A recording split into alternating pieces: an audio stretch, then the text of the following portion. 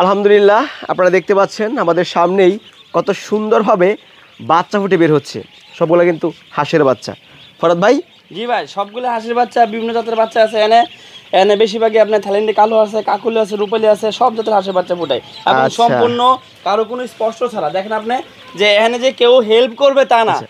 সম্পূর্ণ ভাই আল্লাহ পাকের কুদরত, এখানে কারো কোনো হেল্পের প্রয়োজন হয় না এবং আচ্ছা। সম্পূর্ণ প্রাকৃতিকভাবে ফুটতেছে।